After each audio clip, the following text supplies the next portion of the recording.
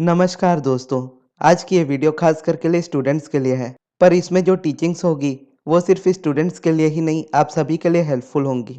बस इसे मैं स्टूडेंट्स के पर्सपेक्टिव से आपको समझाऊंगा कि कैसे स्टूडेंट्स को अपनी लाइफ में अब्राहम हिक्स की टीचिंग्स को यानी अब्राहम हिक्स के लॉ ऑफ अट्रैक्शन को फॉलो करना चाहिए, ताकि आप जो भी पढ़ते हो वो आपको ईजिली समझ भी आए और एग्जाम्स में आप अच्छे से लिख भी पाओ और अपने एग्जाम्स में अपने डिजायर्ड रिजल्ट्स के साथ आप पास हो पाओ। तो अगर आप ये क्वेश्चन अब्राहम हिक्स से पर्सनली पूछोगे तो मुझे पूरा यकीन है कि वो यही बात बोलेंगी कि आपको अपनी लाइफ को एंजॉय करना चाहिए, क्योंकि जब आप स्टूडेंट की लाइफ में होते हो तो एक स्टूडेंट के पर्सपेक्टिव से अगर देखा जाए तो आप अपनी लाइफ में बहुत ज़्यादा रेजिस्टेंस को क्रिएट करते हो, वो भी किसी दूसरे पर्सन के कहने पर। आपके पेरेंट्स के द्वारा या आपके टीचर्स के द्वारा आपको ये बिलीफ दिला दिया जाता है कि यही पढ़ाई आपके लिए बेस्ट है, यही करियर आपके लिए बेस्ट है, और अगर आप इसमें पास नहीं होते हो तो आप अपना करियर नहीं बना सकते। जबकि ये सच नहीं है, और ना ही करियर बनाने के लिए आपको किसी स्टडीज़ की ज़रूरत पड़ती है। अब मैं ये नहीं कहता कि आप स्टडीज़ को छोड़ दो, मैं बस अब्राहम के पर्सपेक्टिव से आपको ये कहना चाहता हूँ कि आप बाहर की बातों को छोड़ दो।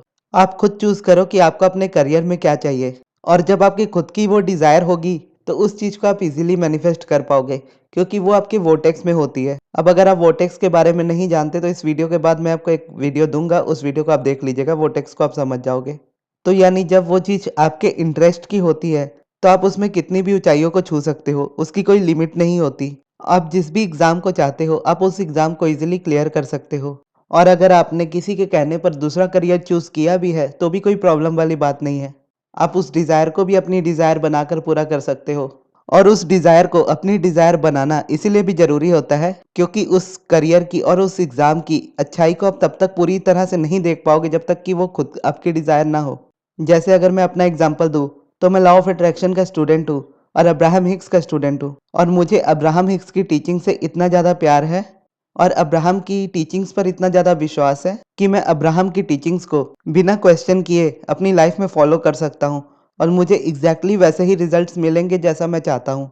तो बस इतना ही प्यार और इतना ही विश्वास आपको अपने करियर पर, आपको अपनी स्टडीज़ पर करना होगा, तब आप उस चीज़ में आगे बढ़ सकते हो। और ये मैंने मेरे पर्सनल एक्सपीरियंस से भी सीखा है कि स्टूडेंट्स के अंदर भी क्रिटिसिज्म बहुत ज़्यादा होता है, क्योंकि जब हम यंग होते हैं, कॉलेज या स्कूल में स्टूडेंट होते हैं, तो हमारी मजाक मस्ती करने की आदत बहुत ज़्यादा होती है।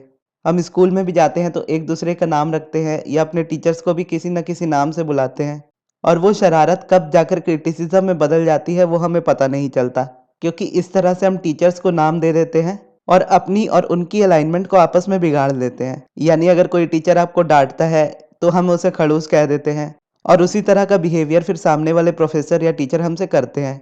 फिर इस तरह से हमारी आदत हो जाती है किसी दूसरे टीचर्स को बोलने की, कॉलेज की बुराई करने की, कॉलेज के कैंपस की बुराई करने की, या इस कॉलेज में ये चीज़ अच्छी नहीं है, इस कॉलेज में वो चीज़ अच्छी नहीं है, यहाँ के टीचर्स अच्छे नहीं हैं, या एग्ज़ाम्स में हमें इतने नंबर नहीं मिलते।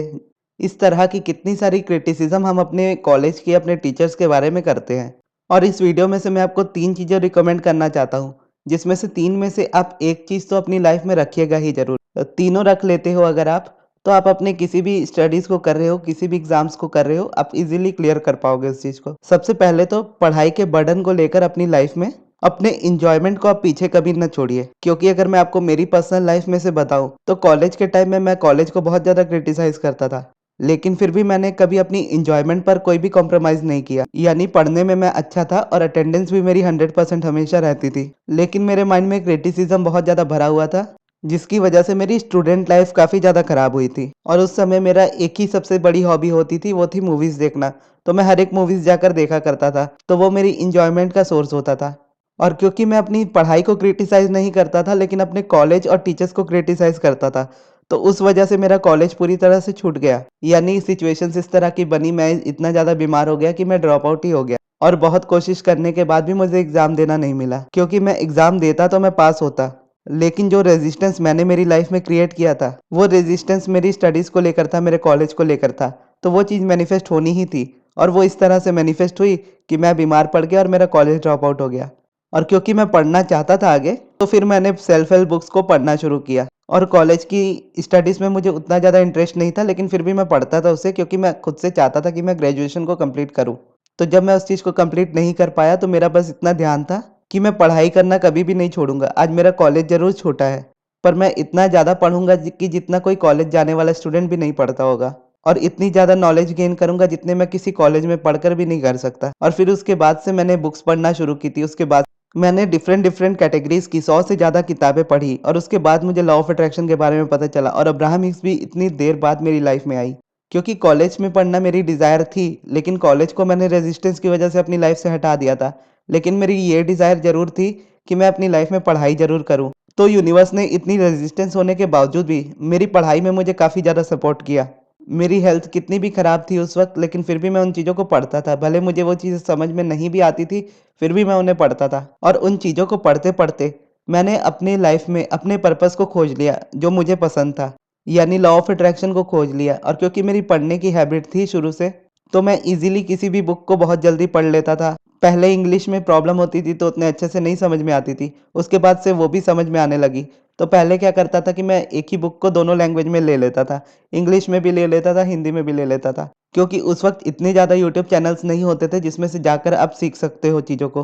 तो मैं उन बुक्स को इंग्लिश में भी पढ़ता था, फिर हिंदी में भी पढ़ता था। इस तरह से जितनी भी नॉलेज मुझे लेनी थी 2016 से 2022 तक, मैंने मोस्टली सभी बुक्स से सीख ली। और सीख ली उससे अपनी लाइफ भी चेंज कर ली। जो रेजिस्टेंस मेरे अंदर पहले थी उस रेजिस्टेंस को भी रिमूव कर लिया। और जो भी चीज़ें मैंने पढ़ी वो मैं आपको ईज़िली समझाता हूँ। और ईज़िली इसीलिए समझा पाता हूँ क्योंकि इसकी प्रैक्टिस मुझे 2016 से है। क्योंकि मैंने मेरी लाइफ में अपनी पढ़ाई पर कभी भी कॉम्प्रोमाइज़ नहीं किया। भले ही कॉलेज छूट गया, लेकिन पढ़ाई मेरी हमेशा चलती रही। मुझे भले ही समझ में नहीं आता था, लेकिन मैं एक बुक को 4-5 बार पढ़ लेता था, लेकिन फिर भी मैं उस बुक को समझ कर ही रहता था। तो अगर आप इतनी चीज़ों को इतनी बार पढ़ते हो तो वो चीज़ आपके माइंड में ऑटोमेटिकली बैठ जाती है। और उस वक़्त वो चीज़ें मुझे याद भी नहीं रहती थी, लेकिन आज मैं जब अलाइनमेंट में हूँ पूरी तरह से और अलाइनमेंट के बारे में अच्छे से समझता हूँ, तो आज उन बुक्स के बारे में भी पढ़ी हुई बातें मुझे याद आ जाती है जो मैंने 4-5 साल पहले पढ़ी है। और ये पूरी स्टोरी मैं आपको इसीलिए बता रहा हूँ क्योंकि हो सकता है आप में से जो ये वीडियो देख रहे हो, उसमें ऐसे स्टूडेंट्स भी होंगे जिनका किसी एग्ज़ाम में लास्ट अटेम्प्ट रहा हो और वो भी क्लियर ना हुआ हो। तो ऐसी सिचुएशन में आप अपने आप को रेजिस्टेंस में ना डालो और उस चीज़ की अच्छाई को देखने की कोशिश करो। या उस चीज़ की अच्छाई को आप अगर नहीं भी देख सकते, तो बस खुद में ही खुश महसूस करना सीखो। तो आपका वो डिसीजन आपको किस डायरेक्शन में लेकर जाएगा, वो आप भी नहीं जानते होंगे और वो बहुत अच्छा होगा। क्योंकि जब मेरा कॉलेज छूटा था और मैं ड्रॉप आउट हुआ था, तो मैं कोई पॉजिटिविटी देख तो पाता नहीं था। क्योंकि कॉलेज में रहते हुए मैं अगर पॉजिटिविटी नहीं देख पा रहा था, तो उससे निकलने के बाद क्या ही मैं देखता। तो उस वक़्त मैं बहुत ज़्यादा गुस्से में था और बहुत ज़्यादा फ्रस्ट्रेट था और ब्लेम ही कर रहा था मेरे कॉलेज वालों को कि उनकी वज़ह से मेरे साथ ऐसा हुआ है।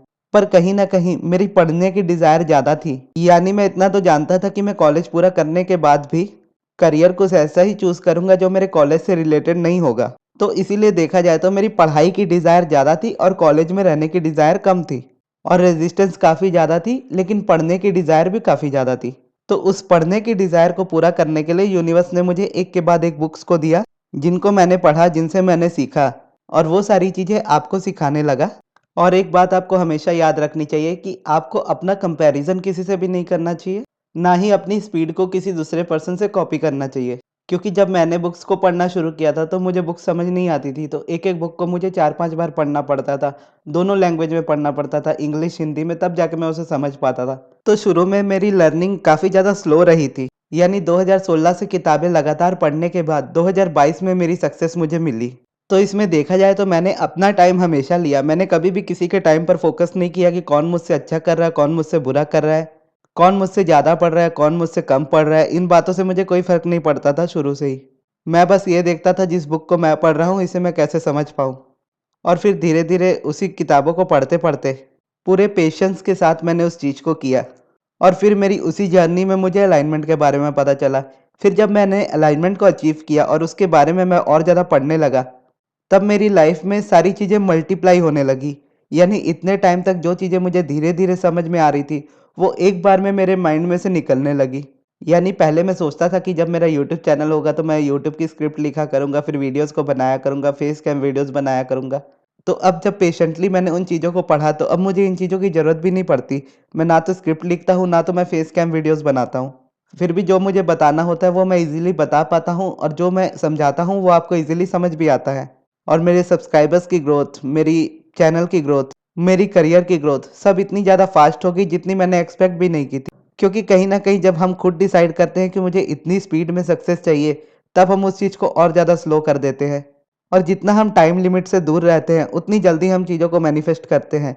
क्योंकि टाइम हमें कहीं न कहीं ये चीज़ शो करता है कि अभी तुम्हारे पास वक़्त इतना कम बचा है, तुम्हें इतने ही टाइम में मैनिफेस्ट करना होगा। और जबकि यूनिवर्स कहता है कि तुम्हारे हाथ में से कभी भी कोई चीज़ नहीं निकलती, बस तुम्हारे ऊपर डिपेंड करता है कि तुम्हें क्या चीज़ मैनिफेस्ट करनी है और तुम जो चाहते हो वो तुम मैनिफेस्ट कर सकते हो।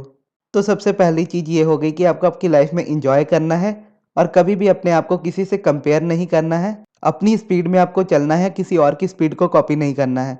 और उसके साथ आपको एक चीज़ आपकी लाइफ़ में फ़ॉलो करनी है रूटीन में, जो कि है मेडिटेशन। और मेडिटेशन इसलिए इम्पॉर्टेंट है क्योंकि स्टूडेंट की लाइफ़ में फ़ोकस सबसे ज़्यादा इम्पॉर्टेंट होता है। और सबसे ज़्यादा हम ओवरथिंकिंग में ही फँसते हैं। ओवरथिंकिंग आपको ना हो, गुस्सा आपको कम आए, जो आप पढ़ो वो आपको याद रहे, तो उसके लिए आपको मेडिटेशन करना होगा और पॉजिटिव एस्पेक्ट्स का इस्तेमाल करना होगा। पॉजिटिव एस्पेक्ट आपके कॉलेज या स्कूल के लिए जहाँ भी आप पढ़ते हो, और उस सब्जेक्ट के लिए आपको पॉजिटिव एस्पेक्ट लिखने होंगे जिसमें आपको सबसे ज़्यादा डिफ़िकल्टी होती है। और उस टीचर के पॉजिटिव एस्पेक्ट को लिखना होगा जिसको आप सबसे ज़्यादा खड़ूस समझते हैं, ताकि आपने जितनी भी रेजिस्टेंस क्रिएट की है, वो सारी आप रिमूव कर सको। और वो चीज़ जैसे रिमूव होने लगेगी आपकी लाइफ में से, आप अलाइनमेंट को अचीव करने लगोगे। उसके बाद आप देखोगे कि जो टीचर्स आपको सबसे ज़्यादा बुरा कहते थे, वही टीचर्स आपको अपना फेवरेट स्टूडेंट मान लेंगे। और जिस सब्जेक्ट में आपके सबसे कम नंबर आते रहेंगे, उस सब्जेक्ट में आप सबसे ज़्यादा हाईएस्ट स्कोर करोगे। और ये मेरे साथ भी हुआ था। स्कूल की मेरे बात है, जब एक टीचर थे जिनको मैं बिल्कुल नहीं पसंद था और मुझे भी वो बिल्कुल नहीं पसंद थे। तो उनकी जब भी क्लास होती थी, तो वो मुझे मुर्गा या कुर्सी बना देते थे और मैं हमेशा बन जाता था। मतलब मैं पहले से रेडी रहता था कि वो आएँगे और मुझे मुर्गा बनाएँगे और मैं बनूँगा। इस तरह से मैं उस सब्जेक्ट से बचने की कोशिश करता था, यानी मैथ्स की बात कर रहा हूँ, मैं मैथ्स से इस तरह से बचने की कोशिश करता था। और उनकी जब तक मैं क्लास में था, मुझे मैथ में 80 में भी 0 आए हैं, 100 में भी 0 आए हैं, 20 में भी 0 आए हैं, क्योंकि हमारे यूनिट टेस्ट और एग्ज़ाम होता था। 80 मार्क्स का एग्ज़ाम होता था, 20 मार्क्स का यूनिट टेस्ट होता था और ये टोटल मिलके होते थे 100, जिसमें मुझे लाने होते थे 33 पास मार्क्स। मैं वो भी नहीं लाता था। कभी 4 नंबर आते थे, कभी 8 नंबर आते थे, कभी 0 आते थे, इस तरह से मुझे नंबर्स आते थे। लेकिन जब मैं क्लास में फ़ेल हुआ 9th क्लास में जानबूझकर, वो भी एक काफ़ी फ़नी स्टोरी है जो मैंने पहले ही अपनी वीडियोज़ में सुनाई है। लेकिन मुझे याद नहीं है कि कौन-सी वीडियो में सुनाई है, तो वो आप खोज लीजिएगा, अगर आपको मिले तो देखिएगा।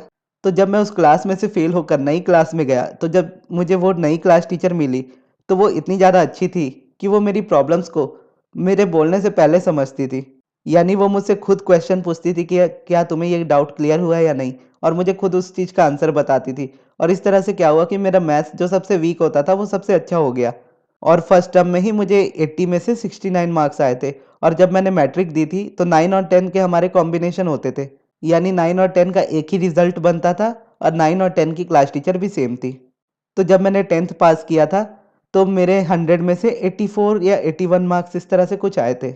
और वो मेरे सबसे ज़्यादा हाईएस्ट मार्क्स थे। हो सकता है आप में से ऐसे स्टूडेंट्स हो जिनको 90% से अबव मार्क्स आते हो, तो उनके लिए 85% उतने नहीं होंगे। क्योंकि मेरे लिए इतने ज़्यादा इसीलिए थे क्योंकि मुझे पहले 0 आते थे। और 0 से 84% तक मैं पहुँचा ही इसलिए था क्योंकि मैं अपनी उस क्लास टीचर की बहुत ज़्यादा रिस्पेक्ट करता था और उनकी कभी कोई भी बात को नहीं टालता था। और इस तरह से क्या हुआ कि मैथ्स पढ़ना मेरी डिज़ायर बन गई, पहले जो कि नहीं थी। और जब वो चीज़ मेरी खुद की डिज़ायर बनी, तो मैं उसमें अच्छाई को देखने लगा, टीचर्स में भी अच्छाई देखने लगा, उस सब्जेक्ट में भी अच्छाई देखने लगा।